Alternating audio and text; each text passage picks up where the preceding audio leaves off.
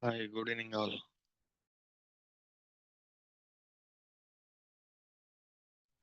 Hi Vamshi, good evening. Good evening all.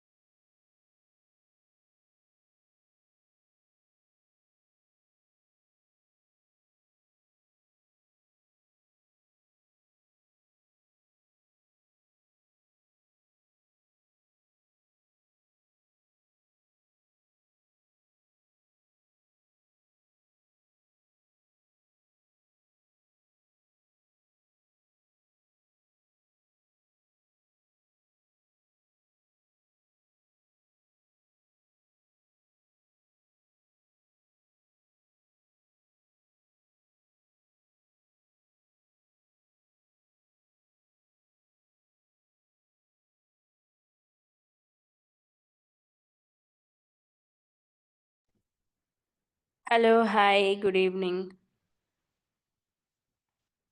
Good evening, Sushmita.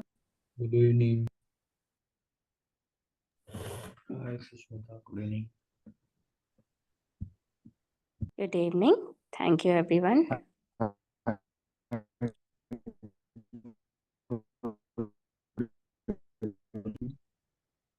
Sorry, your voice is breaking up. I don't know who is speaking. Am I audible to you?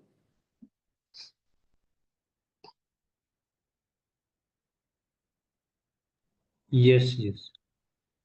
Okay, cool. So I will share my screen and please let me know if you are able to see my screen. Okay.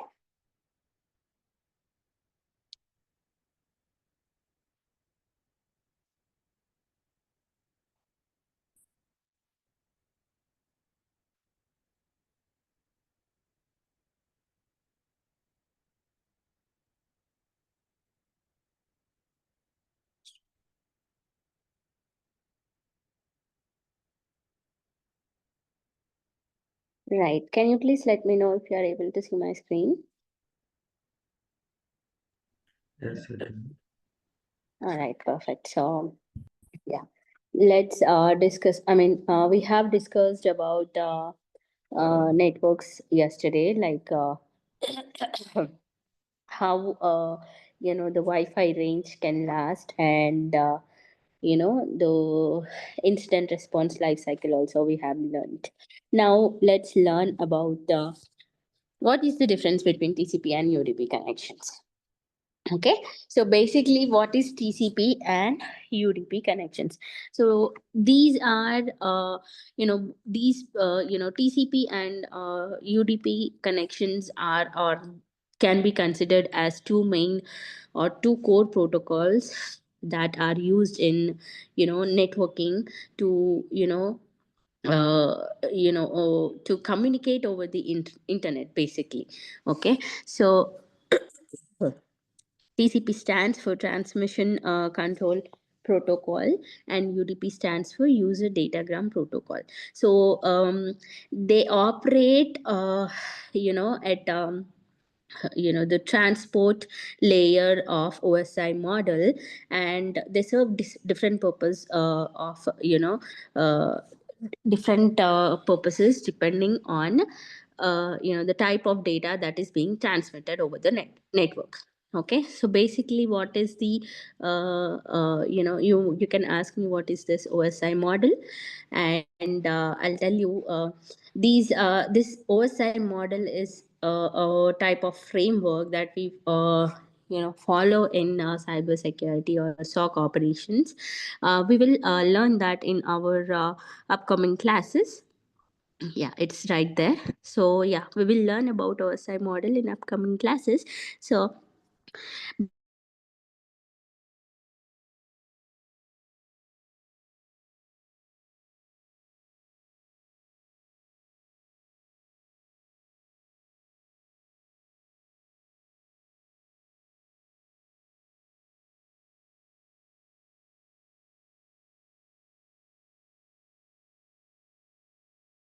No, it's wrong. You can hear me, right? You are not able to see the screen. Yes, we can hear you, but screen is not. Okay, I guess it's okay.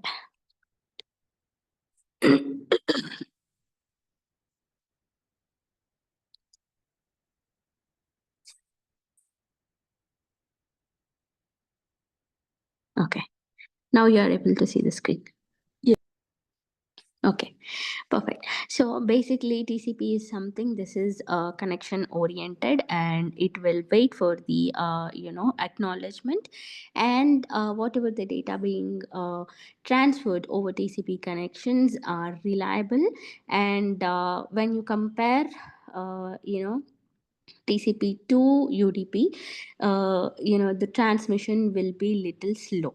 Okay, but it is definitely reliable, and you can give the examples like HTTPS, text communications, or FTP or SMTP data transmissions can be seen via TCP connections. All right, now let's understand what is UDP. UDP is something, user datagram protocol, and this is not basically connection. This is not connection oriented, and it is also not reliable. So when you compare to TCP, UDP connection, UDP data transmissions will be very fast basically, and it is not that reliable while you are transferring your data. And the best examples can be given for any video conferencing calls or online gamings. These applications do use UDP connections, and they might not require any acknowledgement from the connection.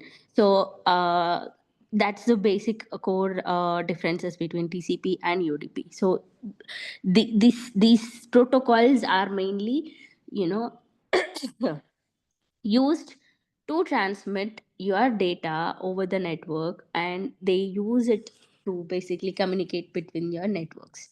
All right, is that clear, guys?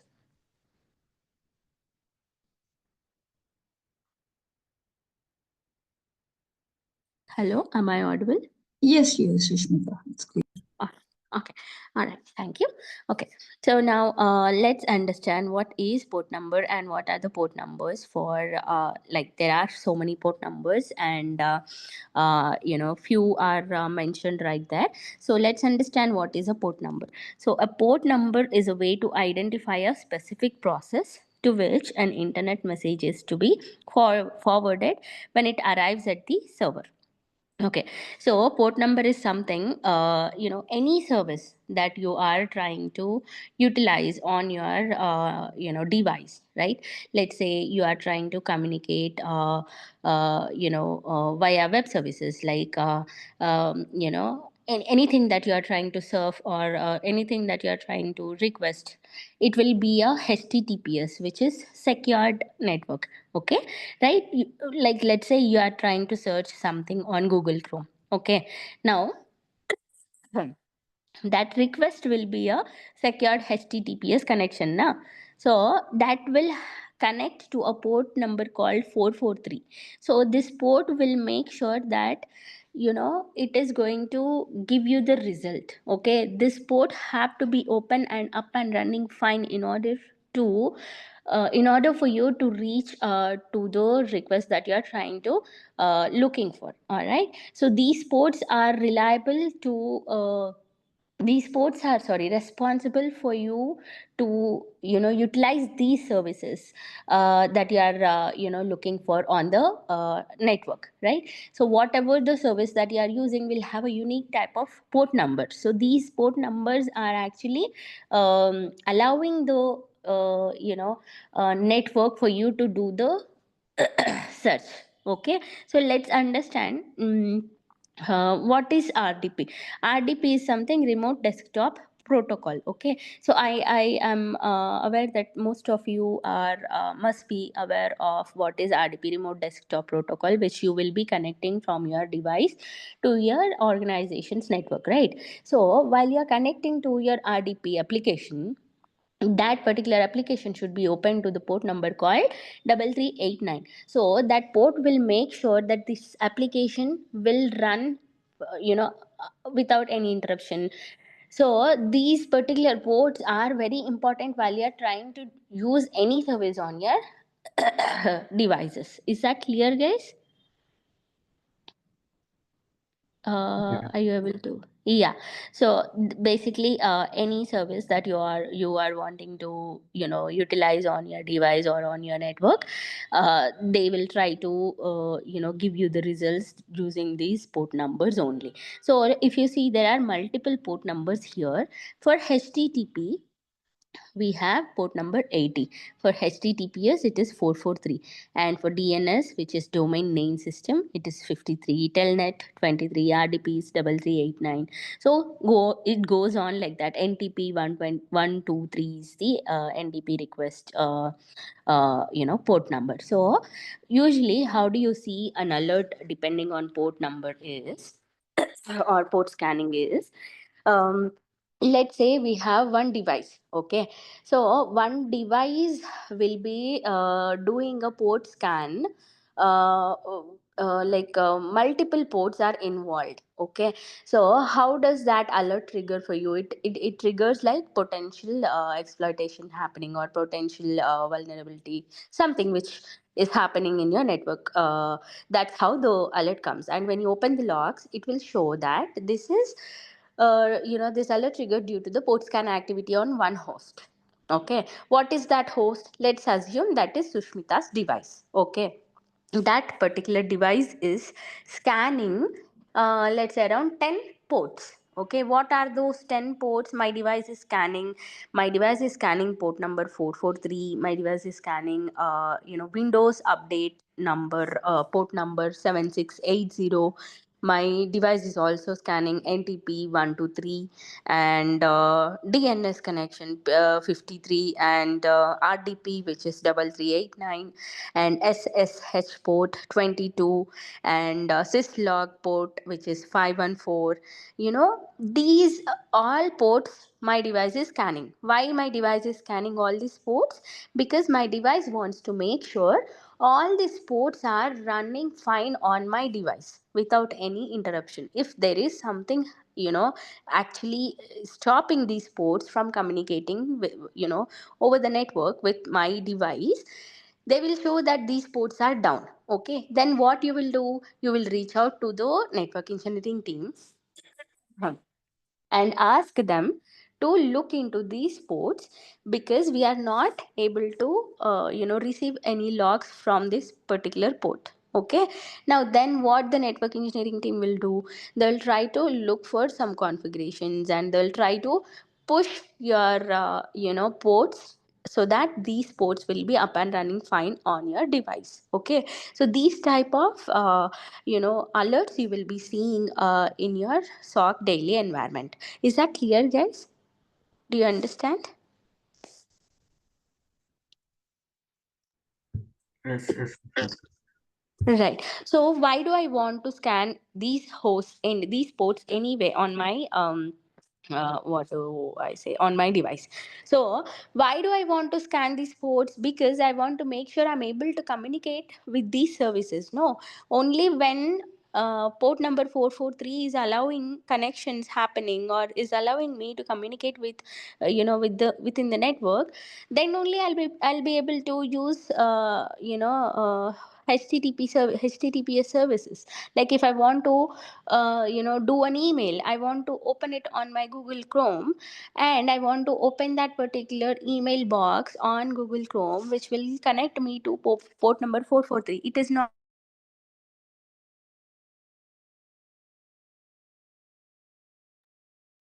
Hello. the re- Sorry. that is the reason I'll have to, sorry. Susmita, just now, I think you lost your network. Think so. I Yes. guess, yeah, I guess it's really weird. I don't know. It's getting disconnected. Sorry. Yeah.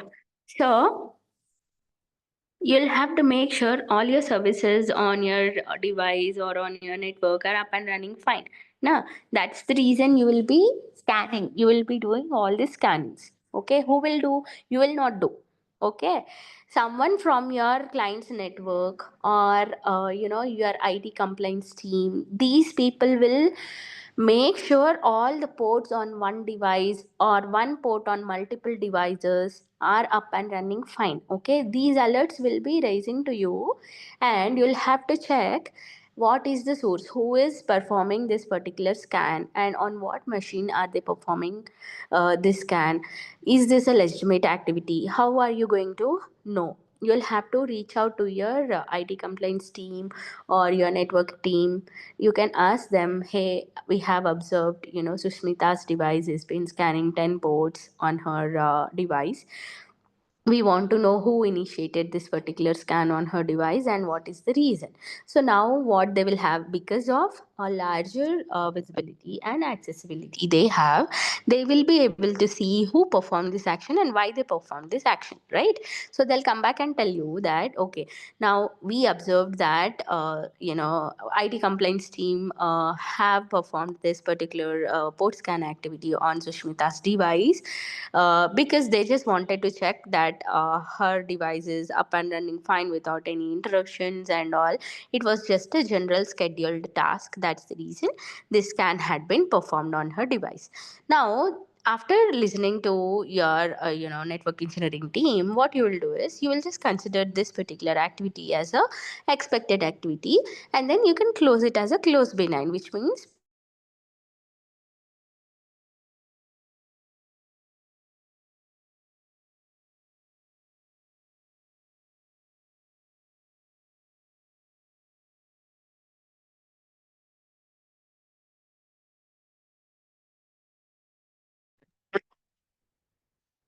sorry about that.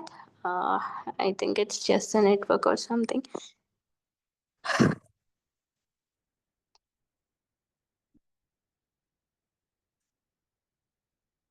Right. You are able to see the screen, yeah? Yes. All right. Okay. So, what you'll have to do every time you see a port scan activity happening or an IP scan activity happening on your, environment or your client's environment, you'll just have to get a confirmation. You have to be sure of who that hosts are. Hosts that involved in this scan activity. You'll have to make sure that you know these hosts, and if they are some generic port numbers like http dns or ssh ftp smb, these are like very generic primary port numbers that can be scanned on any host to make sure that these services are up and running fine. Okay, now apart from this activity, if you feel that some unfamiliar ports, like not so known ports or unknown ports are being scanned, you have to make sure that you get a proper information on that activity being performed on that host, right? How will you do? You just reach out to the network engineering team or your server administrator team, ask them why is this particular scan happening on the host. Now they will come and tell you, no, this is not expected, and we will disconnect this particular host from the network, and we will run a test, and we'll see who performed this particular activity and all. They will take care of it, but you have to be definitely sure to consider a port scan activity as a false positive alert. You'll have to get all your details right, and then only you'll have to close your particular alert. Is that clear, guys? Yes, Sushmita, but how often this sports can happens? It is very general, like literally every of 30 minutes you'll get to see an alert on port scanning or IP scanning activities. And it is something which is very, very expected activities only will be happening. Okay. I mean, yeah, so because every now and then your compliance team will be performing a scan on the devices just to make sure that everything on the client side is up and running fine, and no port is actually stopping the connections being made to that particular network, because we have to make sure that the network is being monitored without being any stoppage, right? That's our main goal. So only when the connections are up and running fine, then only we'll be able to monitor. If some port is stopping, if some port is not working, then obviously there is a vulnerability. Obviously there is a chance for the attacker to use that particular port and do some you know um what do you say, use that particular vulnerability and try to exploit your internal network, right? So that is the reason we keep doing all these scan activities on day to day basis. Okay. Sushmita, another one. Like, do we need to remember all these port numbers, Not or really, not really. Yeah, so yeah, that's literally you know will it differ from organization to organization, or port number is fixed for in all the no, no, no. organization? Port numbers, it is fixed. It is fixed Okay. all over the world. So Oh, every time you look for a Windows update, port number will be always 7680. Okay. So okay. Yeah. there will be, okay, you will get an update for Windows update, right? What you will do, you will proceed with that particular Windows update. है ना? Hmm. So your port for the Windows update port number is 7680, right? Now Okay. 7680 port should be up and running fine. Only then your device will be able to do that Windows update. If not, Yes. there will be an error. Hmm. So, if there is an error, what does that mean? That means your Windows has not been updated. That means there is a vulnerability on your Windows. That means an attacker can use your Windows to exploit your internal network. So, these many major things can happen if an port is not up and running fine. So, your duty is to make sure all the sports are up and running fine. Okay, so it's not mandatory for you to know. There are actually around 0 to 65,000, 525 or 535 or 6, I'm not really sure of the count. Okay, but it's definitely 65,535, I guess.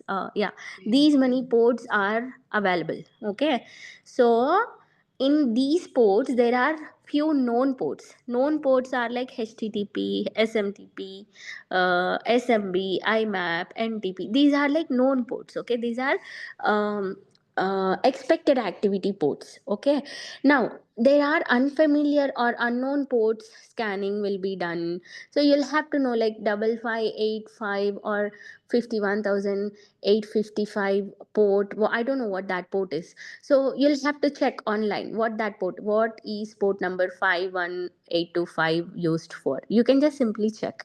Okay, if you don't know a port number, it's completely fine. It's not a blunder or something like that.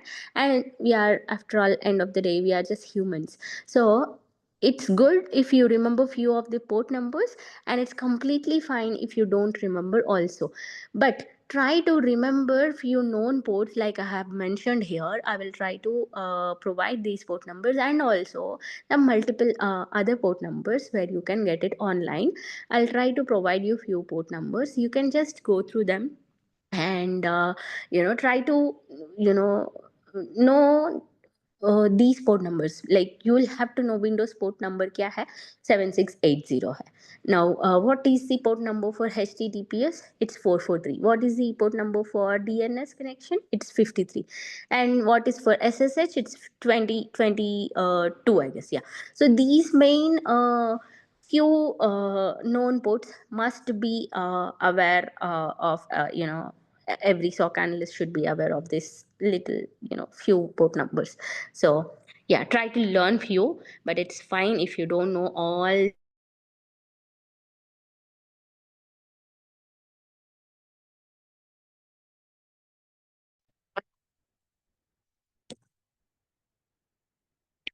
Is that clear, guys? I'm sorry. Again, we lost your connection. Yeah, I guess it's very weird. I don't know. My network is actually cool today.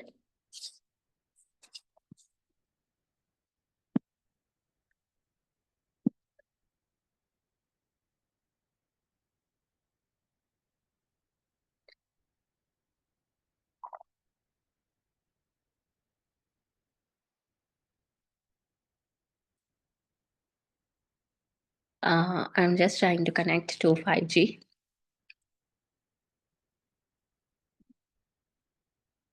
Okay. Right.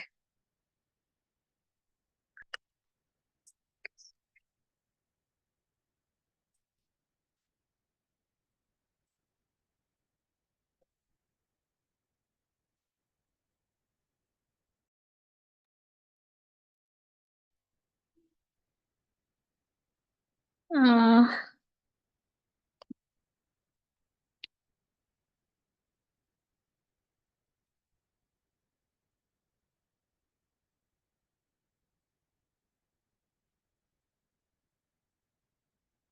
okay. All right. So these are the port numbers that you got to know now. So now let's learn what is the difference between HTTP and HTTPS. Okay. So what is HTTP and HTTPS? HTTP is nothing but hypertext transfer protocol, and HTTPS is a secured version of HTTP. Okay, hypertext transfer protocol for security. Okay, so basically, HTTP is not secured and it is not encrypted.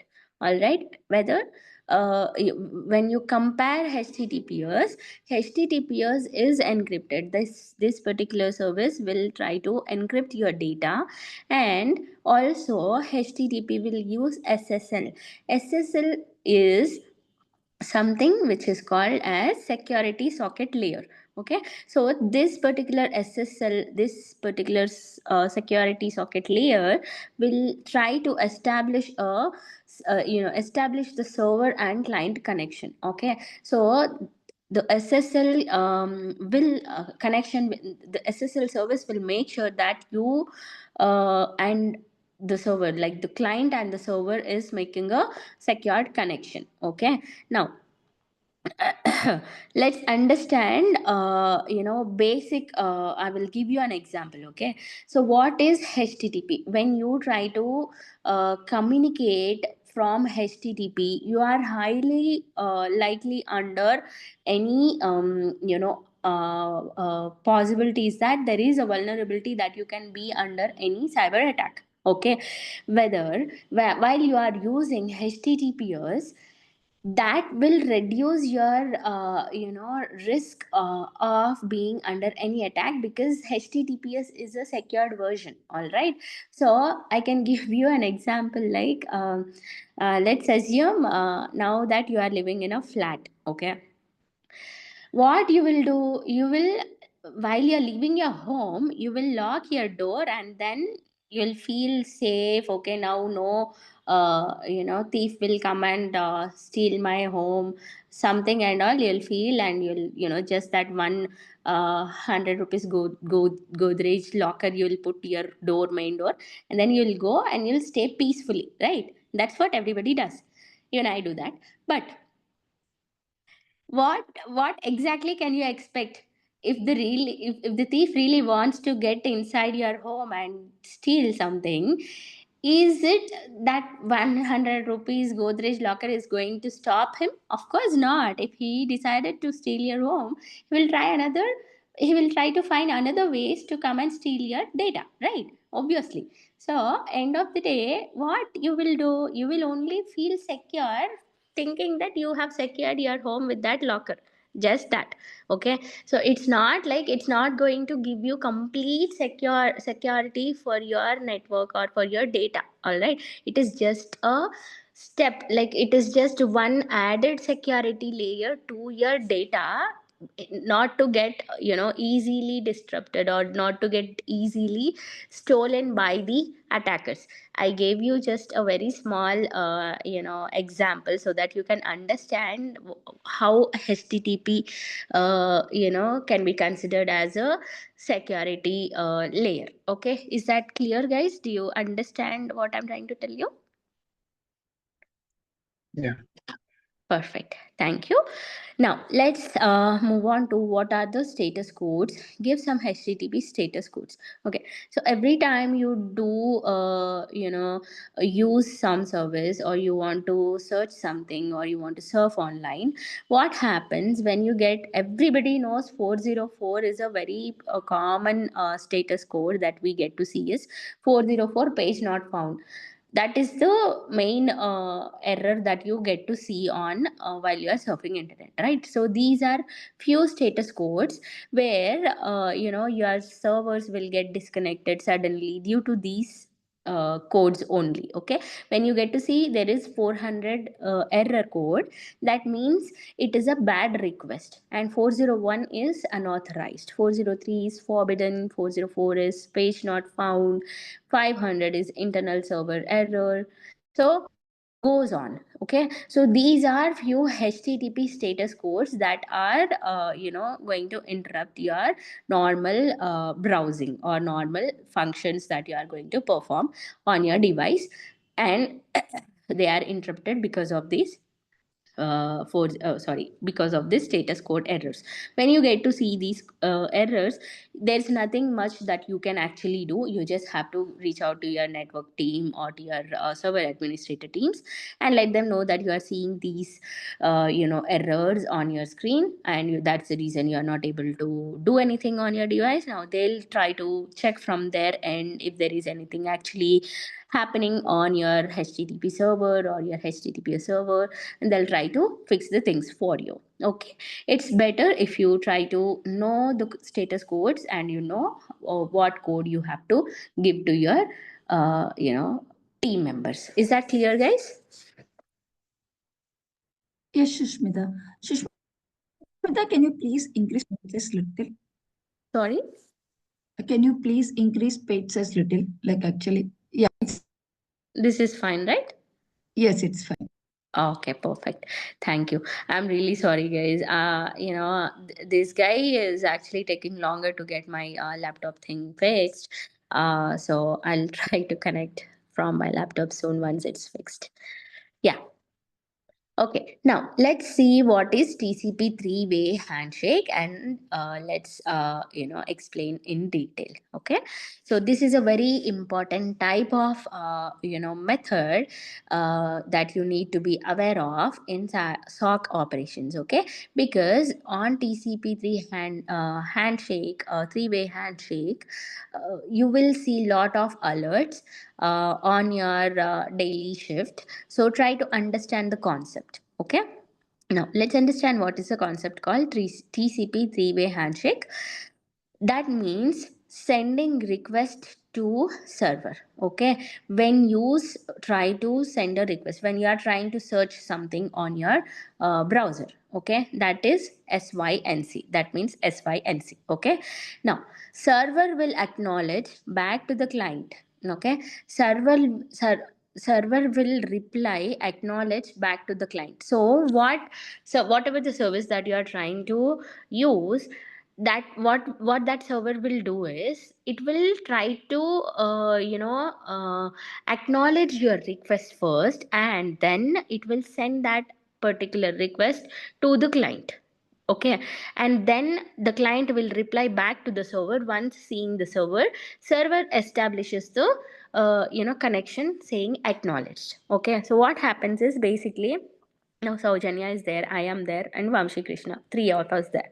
Okay, now what I want to do is I want to get some information from Vamshi Krishna. Okay, now I cannot reach Vamshi Krishna directly, so I am using a service called, now what is Google Chrome, which is Saujanya here. Okay, so I will go ask Saujanya, can I get some information from Vamshi Krishna? So now what Saujanya will do? Saujanya will see that Sushmita is legitimate and Sushmita is not something malicious or like that.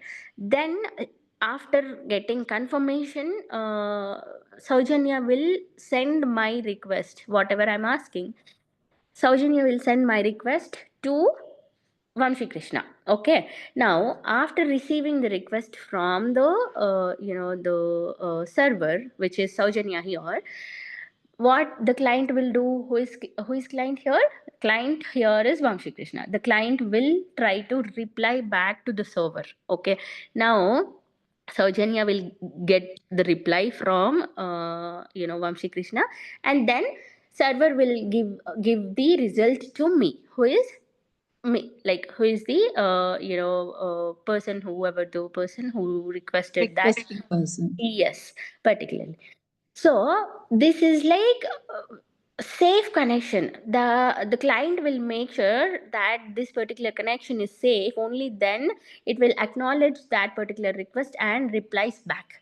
Okay, the server who is in the middle will make sure these connections are reliable, and only then this particular request can be carried off. Okay, if something is off on my end, the person who is trying to make that request is bad, the server will directly reject the request made by Sushmita. Saujanya will reject Sushmita directly, saying that no, you are not safe, so that I cannot let you reach until Vamshi Krishna. Okay, so what happens by three-way handshake happening here? All the malicious connections will be cut down. Okay, only the legitimate ones will be passing through your servers, and the request between who is server here, the one which you are trying to make the request. Okay, and who is the client? You will be the client, right? And end of the day, what you are looking for will be the actual service that you want to use. Okay, so this particular server will make sure these connections are legitimate. Only then only your network will be allowing you to reach that particular network. Is that clear, guys? Attamaida? Yes, Sushmita. Perfect. But how it is used, Sushmita, in daily life? Like normal, can you give an example? Yes. Understood what you said, but can you give any example? Yes, I can give you an example. So, what happens now? There is a device. Okay, what is the device? Let's say it is just a user based device. Okay, now this particular user based device is there. Now this user based device is trying to communicate to a, let's say, a malicious site, or let's say which is not accepted in your organization. Okay, now what the server will make sure your connection is, anyway it is internal, it is trying to do an outgoing connection. Okay, now what your server will receive your request, and what the server will do, it will try to reach to the client or to the end result, which are whatever the site you are trying to reach. Okay, once you make the request, this server will try to go and communicate with that particular client, and it will understand, okay, this is not a safe request being made by my customer or my client. Okay, then what that server will do, it will automatically rejects that particular request and gives you result called, no, this is not allowed in our organization, this particular website cannot be accessed. Let's say it is youtube.com. Okay, on your device, on your organization device, will you be usually able to access YouTube? No, right? No. Why? It is because your server is stopping few connections which they feel that they are not necessary. Okay, who will set these rules? Your management will be setting these rules. Okay, now YouTube, that doesn't mean YouTube is actually malicious. It is just that YouTube is not permitted within your organization. Okay, so after making this request, after going through the three-way handshake, only then your server got to know, okay, I do not have permission to open YouTube, so I will reject my client's request. Okay, now what client will usually do in these cases? Now client will come and ask you, hey, hi SOC analyst, I'm not able to access YouTube on my device, can you please let me know what is the reason? Now I will go and check what is happening, and I will check on his device if there is any exceptional list added for that particular website that he is trying to you know access. Then I got to know, okay, this particular website has been blacklisted on all the companies devices. That is the reason client is not able to access that particular website or application. Now I will reply back to the client saying that, hello, hi Saujanya, um, we have observed that this particular website is restricted in your organization. That is the reason you are not able to open it. But anyway, we found out that youtube.com is not really malicious. It is just that it is being prohibited by accessing from your organization. But if you give us permission, if you really want to use this particular website, if you give us permission, we can whitelist this particular application or website within your organization. Okay, that's how we reach usually. That's how we reach out to the client. Now client comes back and tells you, yes, I want to use youtube.com on my device right now because it is really necessary, or it is being used with my business operations. I will have to definitely get a permission, so I am adding my manager to give me the permission. So kindly give the permission so that they can add this to an exceptional list. Now his manager will reply back to you and say that, okay Sushmita, this person have to definitely use this youtube.com. Only to this one particular person you add exceptional list, rest all should be definitely prohibited. That's what they reply usually. Okay, in these cases I will just whitelist that particular youtube.com or whatever the service, that application that they want to use. I will add exceptional list to only Saujanya there. Okay, so in the whole organization, only Saujanya has access to that particular application. Not everybody. If anybody else want to use that particular application, manager should be aware of that particular activity so that he can give you the permission. Okay, so this usually happens in three-way handshake. Is that clear, guys? Sushmita, one more doubt. In this Yeah. case, at first, sender will make a request to the server. Okay, Mm-hmm. we are making a genuine request. Okay, Yeah. if client is malicious, in that case also server will block, right?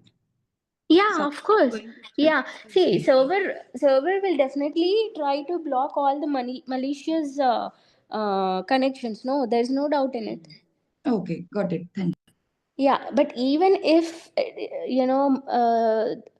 the connection, or even if whatever the service that you want to reach out to, even then that is not malicious, your server will stop because it is prohibited.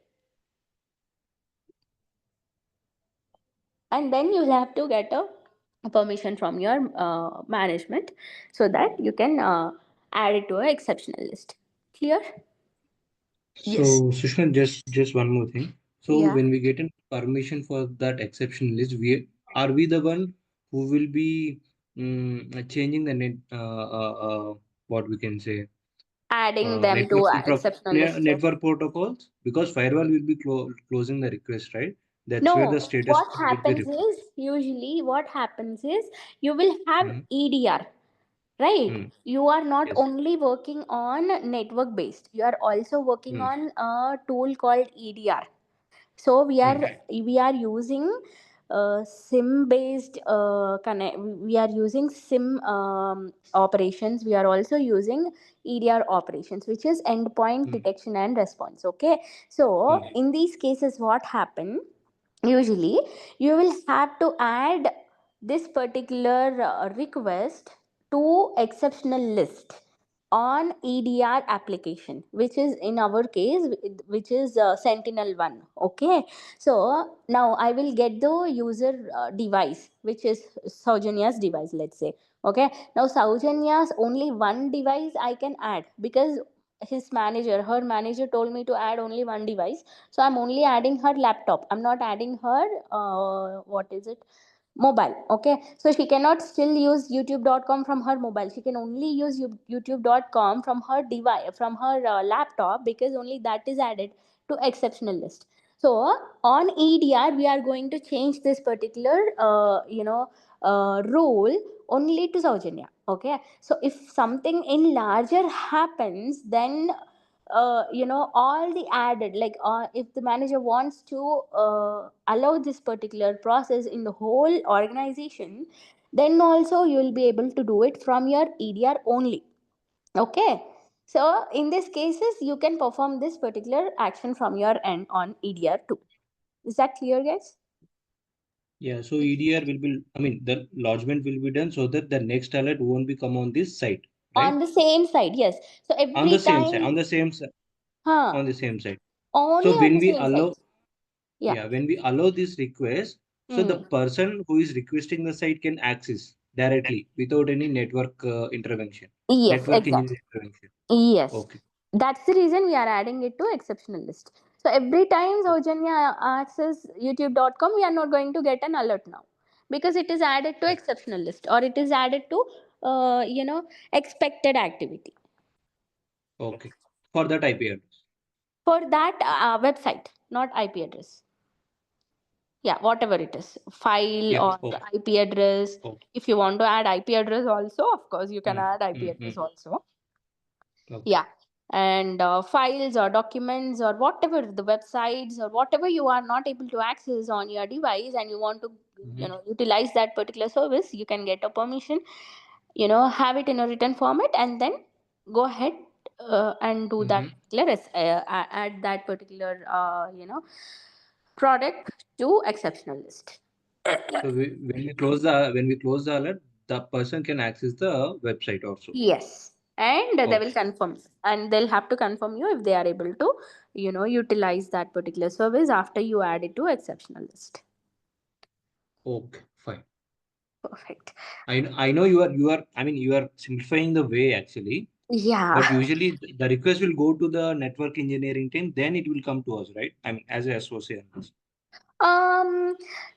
See, this is something I said it on a user-based level. If this Okay. is Okay. something on Direct user based. on user based, Okay. if this is Okay. something on servers based, let's say Mm-hmm. some workstation is stopping some sort of connection or some sort of application, now the network engineering team jumps in, and they'll be able to add it to exceptional list. It's the same way that we do it on user machine, they do it on a network based level.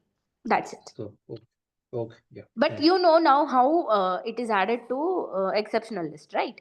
Now you Yes. understand how network engineering teams also do add permissions Mm. to access particular website or whatever it is. Yeah, this is the basic thing. So they will be also having the EDR systems like us. Yes. The So same platform or different platforms? sorry, who? Harish. No, what's your question? Can you repeat? So the networking team will also handle the same what tool which we are using, the EDR tool. They will be Yeah, see, also on having the their different. yeah, so it's the visibility again. They might have access to the tools that we are using, but they might not be able to perform few actions like we are able to do. It's the access Okay. and the visibility, right? End of the day, Okay. a SOC Yeah. Yeah. Yeah. analyst a SOC analyst can add exceptional list on EDR on one device from EDR tool. He might not be able to do it. He can only be able to do it on the network based, on the server based, Mm, mm. right? We Yeah. cannot do it on the server based because we are not networking. Right. Right. So it Security depends on the sensitive stuff. Yes. visibility. Yeah. Yes. Yes. Okay. Thank you. Right. Now, let's move on. What is CIA trade and explain in detail. So these are few frameworks basically, guys. The cyber kill chain or CIA trade. These are the basic, frameworks that we put in practice in SOC operations and very, very important. Okay. So now let's understand what is CIA trade. Even if you are trying to give an interview by yourself, you can expect cyber kill chain questions, CIA trade questions. They are that much important because the interviewer would expect you to have some knowledge on these frameworks. Okay, because SOC usually does operate on these frameworks only. All right. Now let's understand what is CIA trade. It is security framework policy which reduces the potential risk of any threats being attacked on your clients' organizations. Okay, so we work on CIA, which stands for confidentiality, integrity, and availability. Okay, so first, information should only be visible to the right people. That means the data belongs to the client and the data shared in between the team members must be very confidential. Make sure that only authorized persons are given accesses or permissions to modify data. See, when I tell you this, we are talking about network engineering team access, and we are talking about server administrator team access, and we are also talking about analyst access, right? So we are all are working in the same company, but we are not able to do few changes on network side. We are only able to do those changes on user based side. Why is it? It is because of the confidentiality. Okay, only the right person should be able to make some changes or modify the data or whatever the changes needs to be done on few sectors should be handled by few teams. Okay, so whatever I do you cannot do, and what you are doing I won't be able to do. It's just like that. It runs on the confidentiality. That's the reason we are having these dedicated teams where the or clients data is handled, and in a proper way everything is safe and secure. They want all the professionals to be handling their data, right? So sorry about that. Yeah, so that's the reason we believe in confidentiality, and we give rights only to the right people to modify the client's data, and that's how the client is going to make a what do you say, trust on us on this basis. Is that clear? Yes, Sushma.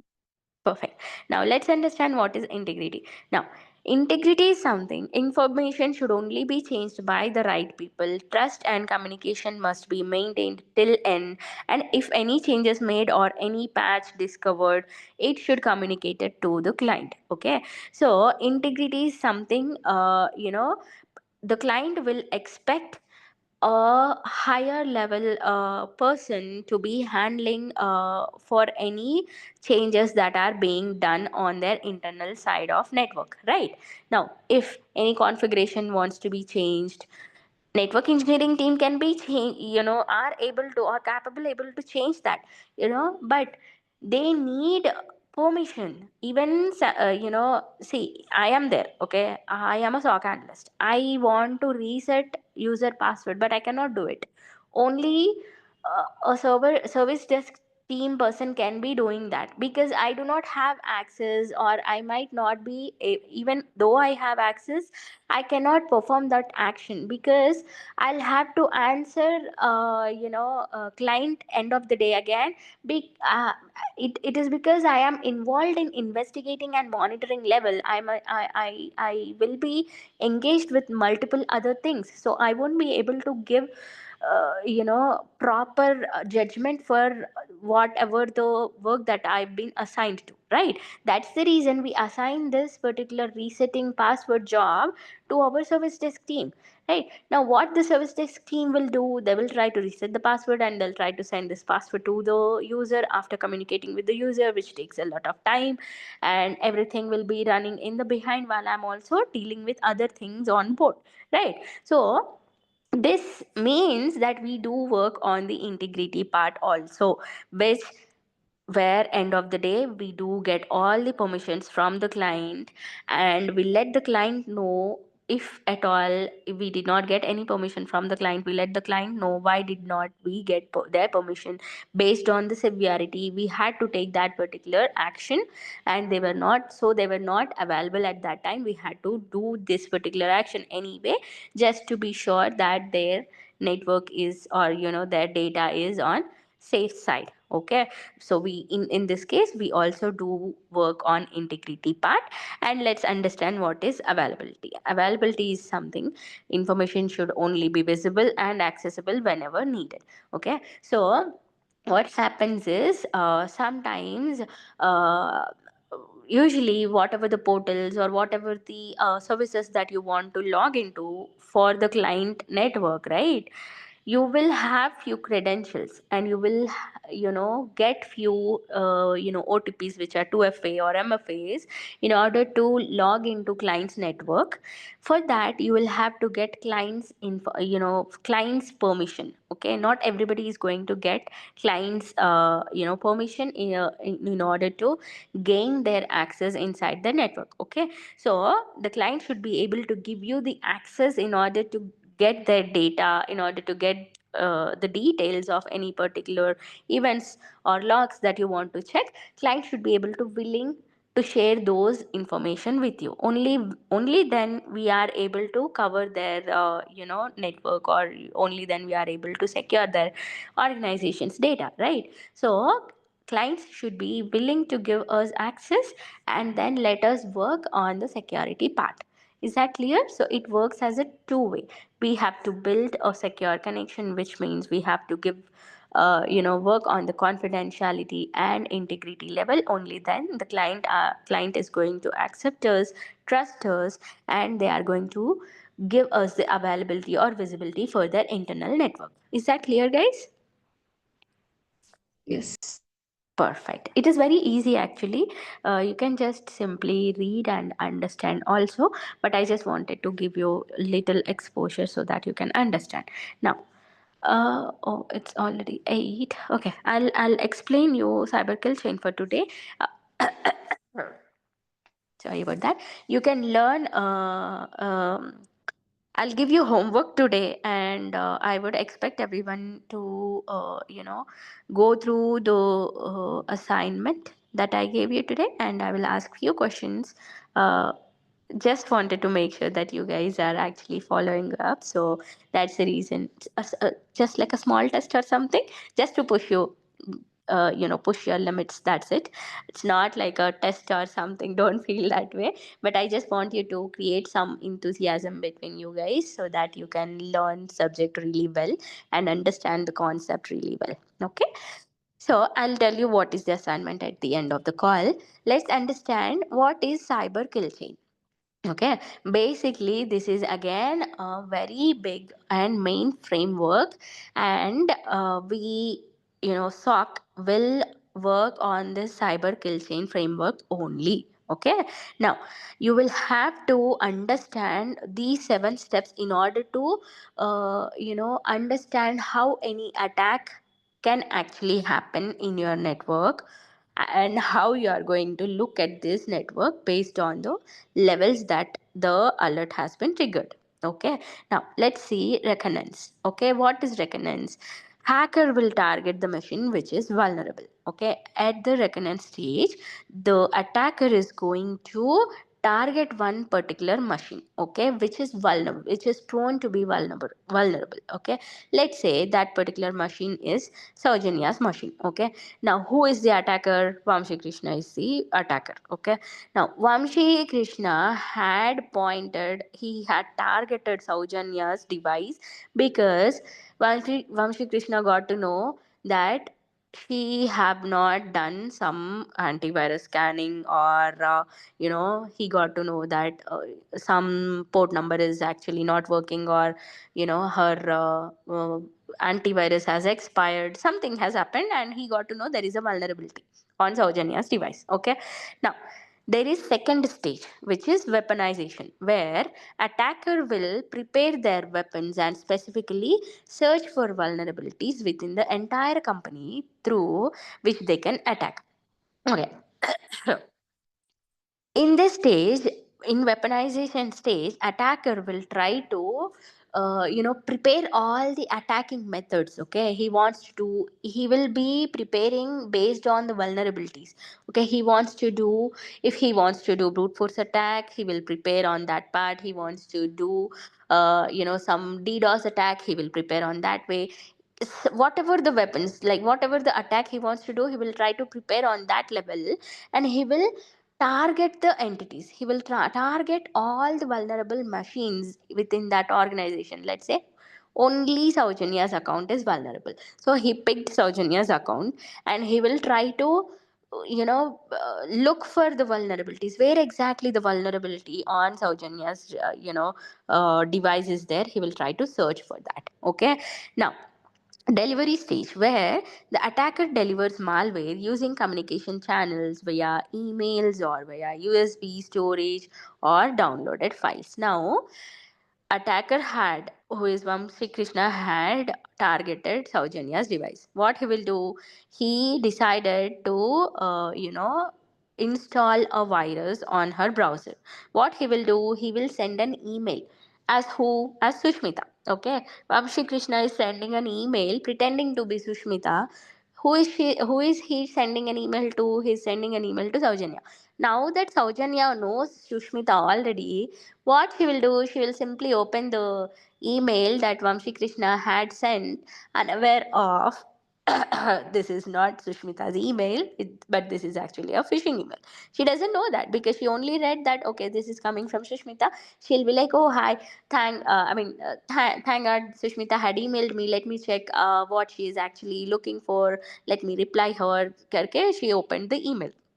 Okay, after opening the email, let's see what will happen. Exploitation. The attacker will exploit vulnerabilities to gain full access to your network and executes the code. Okay. Now, what happens is once Saujanya believes that it is Sushmita who sent that email, she will open that particular email. No. Now there is a little URL, or there is a little attachment, or there is some sort of attachment or document or file which just there in that email saying that, hey, hi Saujanya, I just texted you, I wanted to give you a surprise, can you just click on this particular link so that you will be amazed after looking at what I have sent you and all. I have written, who written? Vamshi Krishna, the attacker, written in the name of Sushmita.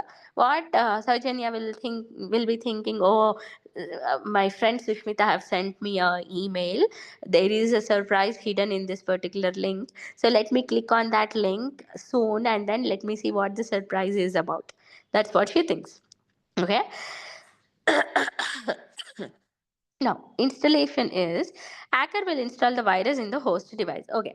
Now, after she thinks and she falls into that trap, she clicks open that particular link. Okay. After clicking that link, what happens is the installation stage. Once she clicked that particular link, boom, this attacker will write a code saying after clicking this link, the virus he wants to install will be automatically installed on Saujanya's browser or her device, and it will do all the malicious activity whatever the hacker had written the code as. Okay, now comes a command and control.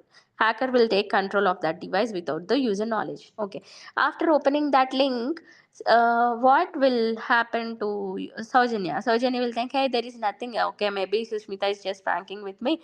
Okay, let me just close this email and let me do my other work, she thought. And then she closed and she's trying to do other work on her email, on her device. Okay, now action and object.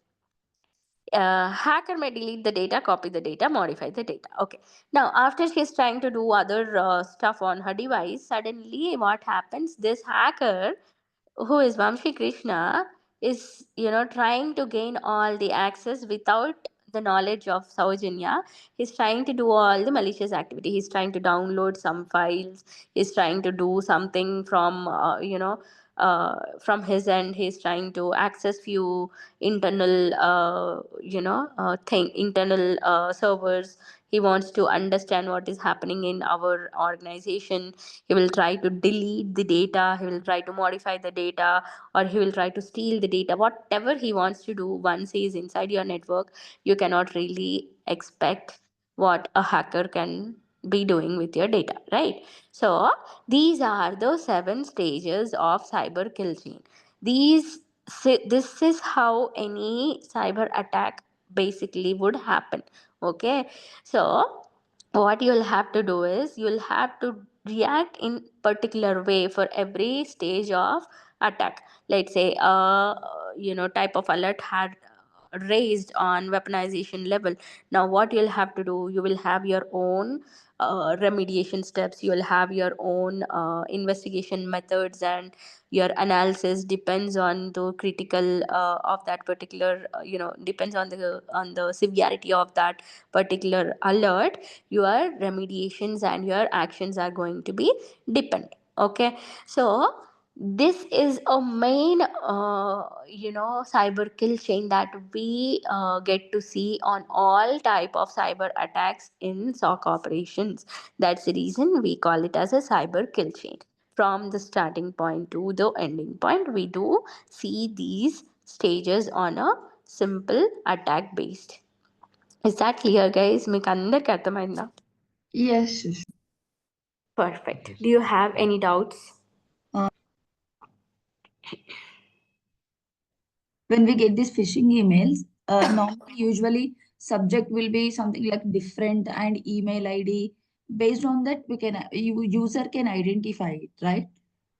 That Yes, is we used something. to get in our organization like multiple emails. Yes. Yeah, so based on like if you have any attachment and subject is like if subject is not in correct format or if there is Yes, so that falls into okay, Saujanya, let me stop you right there, because that falls into phishing analysis. We are not doing okay. phishing analysis here at all. We are only learning few concepts, how this framework will work. Okay, Mhm. so we are going to definitely learn whatever you are telling me. This is like very advanced. You are already telling me the investigation Sorry. part of phishing analysis. So I would want you to save it for later, so that you can explain me when we are discussing phishing analysis. So whatever you said was definitely true, but yes, not now. We are only on frameworks part right now. So apart from that, any other doubts have you got? No, it's clear. All right. Okay. Everybody, you guys okay? Do you guys have any doubts? I'll take it as a no. So what I'll do is, just a minute. So I have stopped the scroll. Oh, okay, I have stopped the screen sharing. Okay, if you can just note it down, I want you to explain me cyber kill chain, CIA trade, and few known port numbers. Okay, tomorrow I will ask you random port numbers. You can explain me random port numbers, and also CIA trade and cyber kill chain. Randomly, I will ask. Okay. Okay. So everybody, please try to read. I will definitely ask. You can just find this on online. You'll be able to, get the results and just type, port numbers on SOC, something like that. You'll get. Okay. Sushmita, is it possible you to share material till this? I am Share with afraid Ashok? actually. I was actually gonna do that. I'll see if the group is created today. I will try to Alright. share you the notes, and then Otherwise, you can share with Ashok Garu, right? We'll take it from him. Even if you share till only cyber kill chain. no, see, that's what I'm telling you. We can wait until the group is created because there's other material also that I want to share with you. So, in particular, with this class, you can find cyber culture online also. You can find Okay. CIA trade, and you can also Yes. find port numbers online. Just try to look on Google Chrome. You will be able to get some results and try to learn. Anyway, you have also understood what is cyber kill chain and CIA trade and port numbers today, no?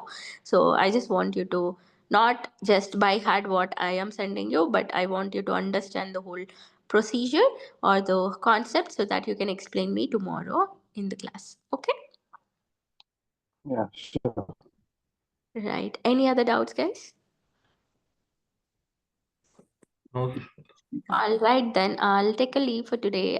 Thank you so much for joining the call. May you guys have a good evening, and I'll see you tomorrow. Yeah. Thank you, Thank you. Sushmita. yeah, Thank thank you. you Good so night. much. Yeah. Thank you, everyone. Bye bye.